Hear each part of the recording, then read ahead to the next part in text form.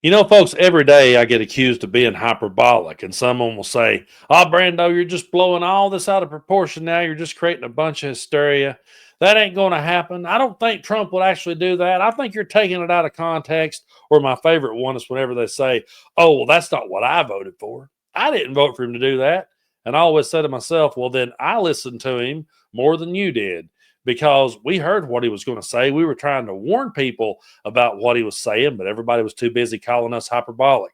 And here on the channel, many times I've said, whenever Trump says, "Make America great again," he's talking about taking us back to a time when black people couldn't vote, when women stayed in the kitchen, when gay and trans people stayed in the closet, when black people drank out of different water fountains and sat in the back of the bus. And people say, "Oh, no, Brando, that ain't true. He'd never do nothing like that.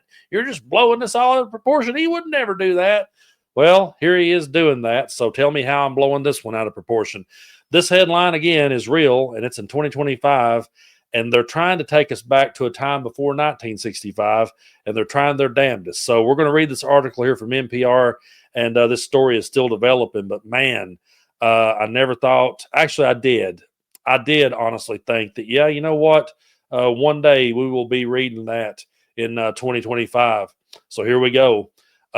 Segregated facilities are no longer explicitly banned in federal contracts. And this was posted on NPR. Um, After a recent change by the Trump administration, the federal government no longer explicitly prohibits contractors from having segregated restaurants, waiting rooms, and drinking fountains. The segregation clause is one of several identified in a public memo issued by the General Services Administration last month, affecting all civil federal agencies. The memo explains that it is making changes prompted by President Trump's executive order on diversity, equity, and inclusion, which repealed an executive order signed by President Lyndon B. Johnson in 1965 regarding federal contractors and non discrimination. The memo also addresses Trump's executive order on gender identity. While there are still state and federal laws that outlaw segregation and discrimination that companies need to comply with, legal experts say this change to contracts across the federal government is significant.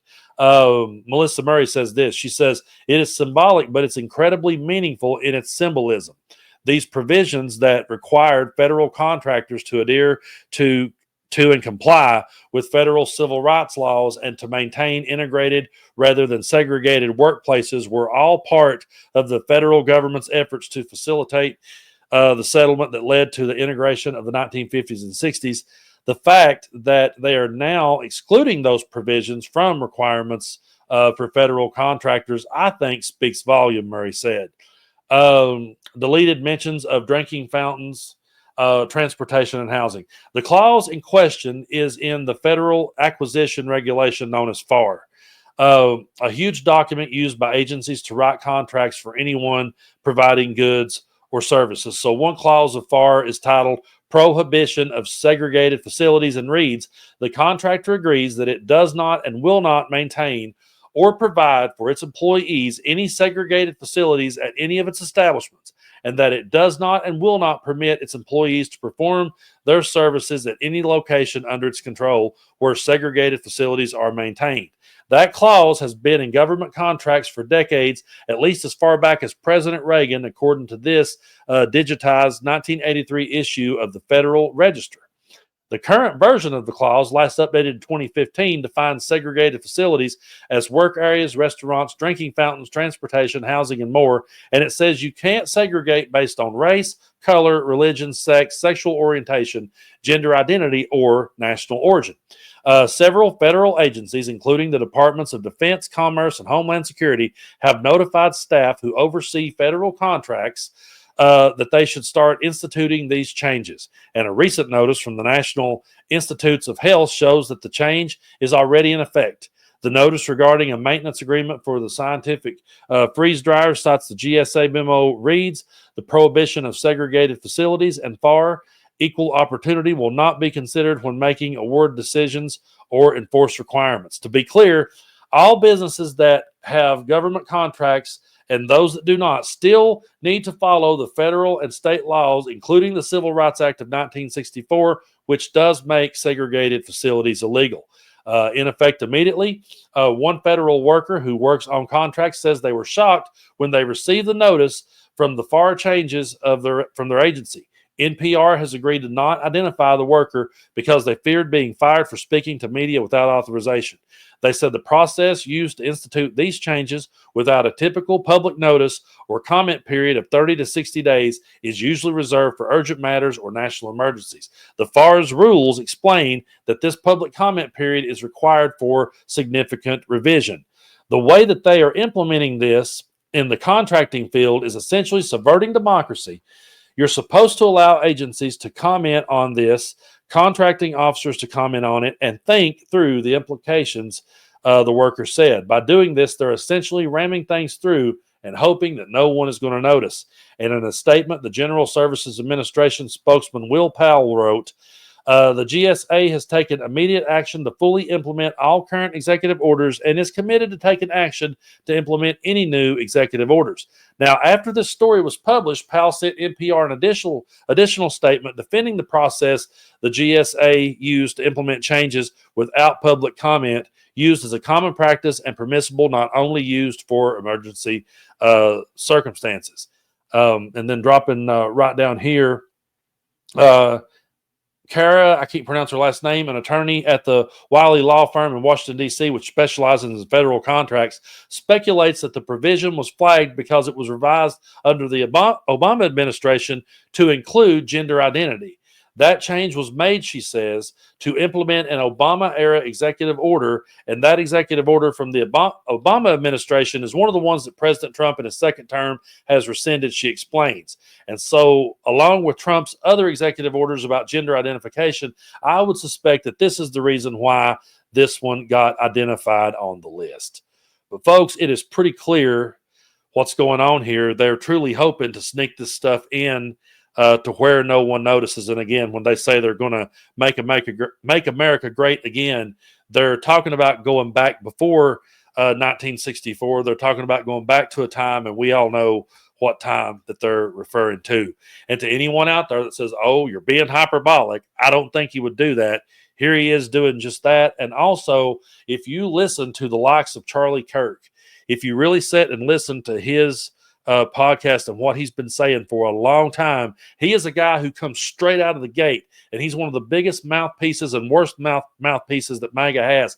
And for years now, he's been saying out loud that the Civil Rights Act was a mistake, that giving black people the right to vote. He says those things out loud, and he goes around to these college campuses and he sits down under this idea that, hey, you can come at me and debate me with anything you want to. And I say to that, yeah, I could do that gig really easily if I just ignored all facts and evidence and I had complete disregard for history. And I got to be honest with you, he was a dude who I slept on for a long time and never paid attention to, because I would just see his TikToks with him sitting here debating these kids, and he just came off like a douchebag to me, and I didn't take him seriously at all until I really started zeroing in on what he was saying about Martin Luther King, what he was saying about DEI, what he was saying about the Voting Rights Act and the Civil Rights Act. When I started really zeroing in on this guy and then realizing he was right in line with Steve Bannon and realizing Donald Trump, they were all right in line together, I started going, holy shit, this kid born in 1993 wants to go back to 1923. That's where he wants to head back to.